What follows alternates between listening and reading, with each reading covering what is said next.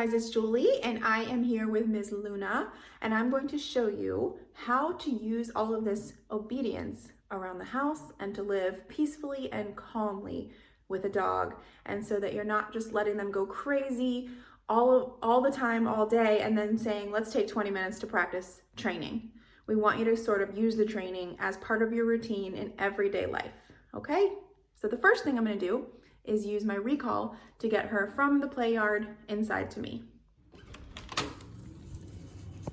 Come, good girl. Sit down, good girl. So I recall her to a down from the yard. And now we're in an area of our house. I can either leave her in a down if I have things to do. I can sweep, I can clean the bathroom, I can do the cat's litter box. If Jessie was here, I could play with Jessie, all while not worrying about what my dog is getting into, okay? Another option that's a little bit easier than the downstay is to put her on place. So I'm going to either say place and point to the bed, or I can recall her from here to here. Okay, let's try just saying place. Luna, place. Point to the bed. Good girl. If she doesn't auto down, put her in a down. Now she's on place. She can literally be here for hours. This is what you're going to be doing when you have things to do around the house. You don't necessarily want to be directly involved with her, but don't want to worry about what she's off getting into. Now, of course, she can have chew toys on her place bed, right? She can have treats on her place bed, but it's just something to channel her energy so she's not everywhere else. And all of a sudden, an hour later, you're like, where's Luna? And she's ripped apart a couch leg, or worse, or kind of elevating her state of mind.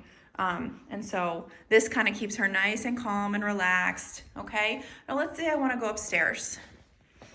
I'm going to recall her into an off-leash heel. Come, good girl. Heel.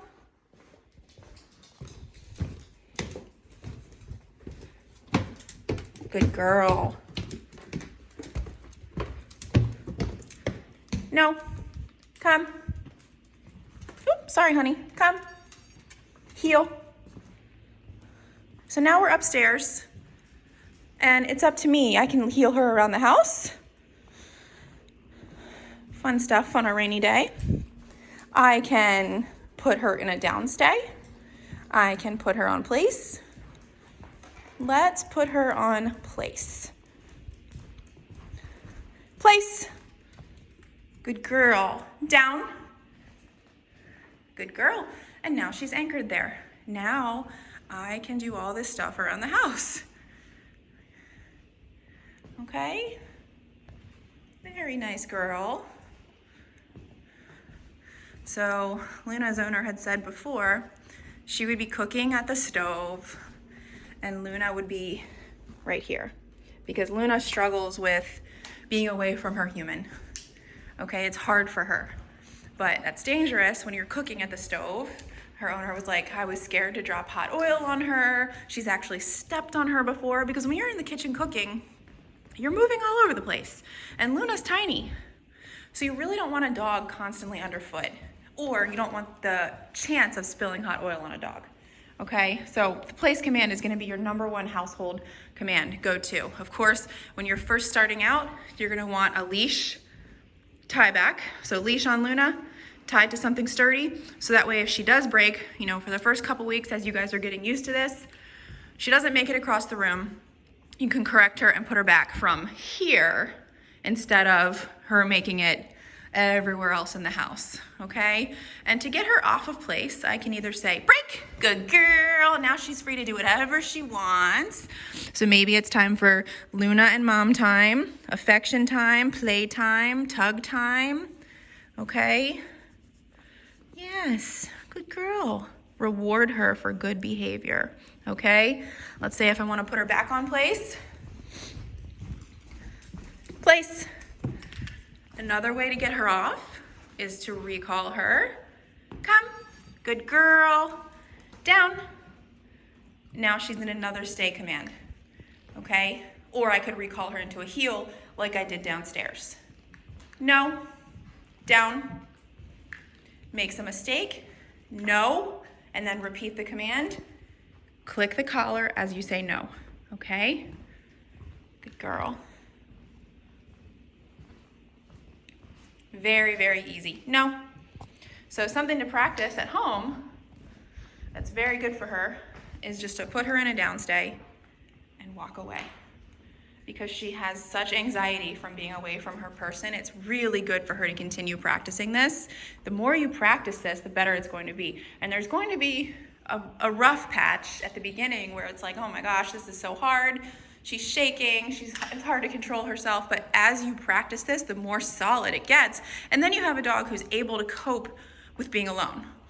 Because if you have a dog that can't cope with being alone, you've got breaking out of crates, separation anxiety, anxiety all the time, panting like crazy, destroying your house when you're gone, whining, barking, howling when you're gone. You want a dog that is confident and comfortable with being alone.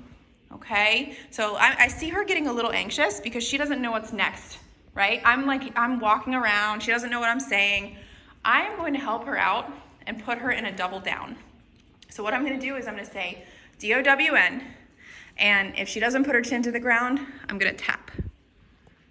Actually, she did it herself. She must have heard me say that. Down. Good. This means we might be here a while. Calm yourself down, and it's ultimate relaxation. See her adjusting her body to get a little bit more comfortable.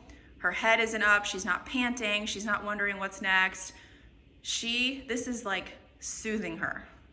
The more you can do this with her, with distractions, she is going to be so solid by the end. You're gonna have a dog who's just rock solid, no anxiety, can cope in any situation alone or with you, and she can go anywhere with you. Good job, Luna. Break. Good girl.